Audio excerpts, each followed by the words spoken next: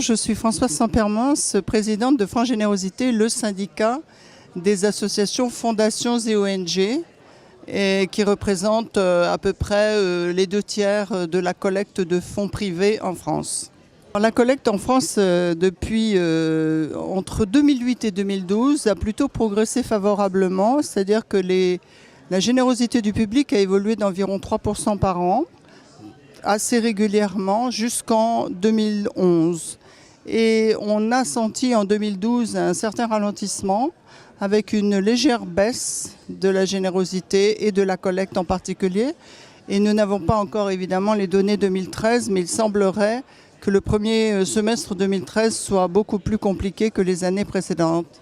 Malheureusement, effectivement, les Français sont beaucoup moins généreux qu'un certain nombre de donateurs qui évoluent dans les pays anglo-saxons en particulier, où la culture anglo-saxonne est beaucoup plus favorable à la générosité publique, à la collecte, aux dons et au partage.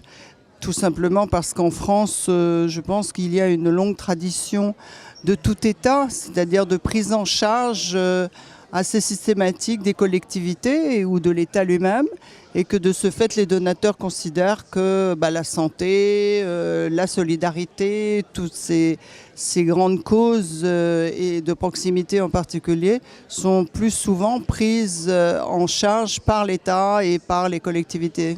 Un premier facteur très objectif qui est l'augmentation des prélèvements obligatoires, ou tout au moins la menace de l'augmentation des prélèvements obligatoires, mais aussi par un certain nombre de difficultés rencontrées par des donateurs ou par leurs familles, en particulier par les jeunes générations, qui ont de plus en plus de difficultés à financer leurs études, à trouver un travail, qui sont obligés quand même de faire beaucoup de sacrifices pour essayer d'avancer dans la vie.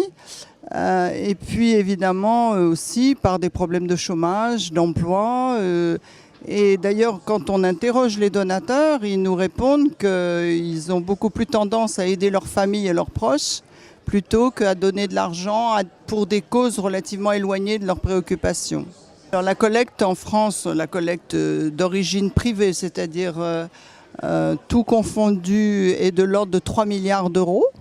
3 milliards d'euros annuels, dont 2 milliards proviennent essentiellement des dons et des particuliers, et environ 1,5 milliard, enfin un peu moins de 2 milliards, pardon, et un peu plus de 1 milliard des entreprises et du mécénat et des partenariats avec les entreprises.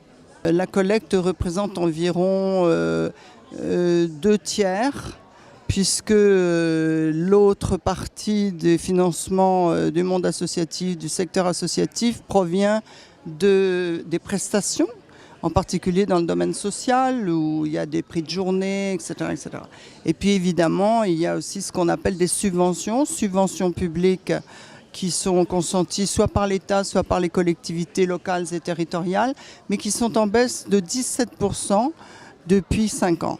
Le seul moyen, enfin il y en a plusieurs évidemment combinés, mais le moyen essentiel c'est de trouver des nouveaux modes de collecte, des nouvelles techniques pour s'adresser à des donateurs nouveaux, à des couches de population un petit peu nouvelles et plus jeunes, puisque le don traditionnel est essentiellement pratiqué par des gens relativement âgés, plus de 50 ans, que 92% des dons sont assurés par toujours la même tranche de donateurs. 92%, ce sont toujours les mêmes donateurs fidèles. Il y a très peu de renouvellement, puisqu'il ne s'agit que de 8% par an de donateurs nouveaux. Donc le recrutement de nouveaux donateurs est extrêmement difficile d'une part. Deuxièmement, on a des tranches de population qui ne donnent pas ou très peu et qui sont difficiles à atteindre, difficiles à convaincre. Donc il faut trouver à la fois des nouveaux moyens pour les joindre, de nouveaux moyens pour les convaincre, mais aussi de nouvelles techniques. Quand je parle de nouvelles techniques, c'est essentiellement de s'appuyer sur les réseaux sociaux, sur Internet, sur les nouvelles, je dirais, technologies d'avant-garde, et puis également sur une nouvelle culture de solidarité et de mobilisation qui, par exemple, peut être les courses, Les gens aiment beaucoup courir et ils aiment bien courir pour une cause ou pour un objectif. Et donc là, par exemple, oui, on a une couche de population beaucoup plus jeune et nouvelle qui a tendance à s'engager, courir le dimanche pour rapporter de l'argent pour une association ou une fondation. C'est un projet dont nous avons suivi les travaux, bien évidemment, puisqu'il nous concerne de très près.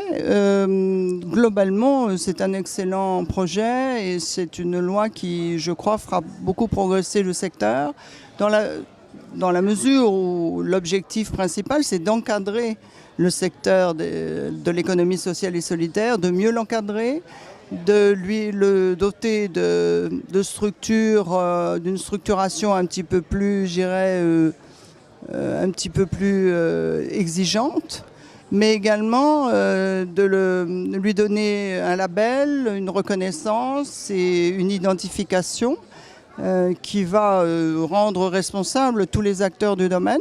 Donc ça, c'est une très bonne chose. Et dans le cadre de nos efforts de professionnalisation, c'est tout à fait un projet que nous soutenons, oui. Ce forum, il a pour avantage, d'une part, de favoriser les échanges, de faire en sorte que les gens se rencontrent, qu'on puisse parler des évolutions nouvelles, faire un petit point d'avancement sur tous nos travaux. Mais il a aussi le grand avantage de prouver combien nous sommes de plus en plus organisés, de plus en plus professionnels. Et le secteur associatif devient une vraie, je dirais, prend un poids de plus en plus important dans l'économie française. Et ça, c'est très encourageant. Parce que finalement, si on se compare aux économies anglo-saxonnes, on se rend compte que nous avons encore beaucoup à apprendre et beaucoup à progresser.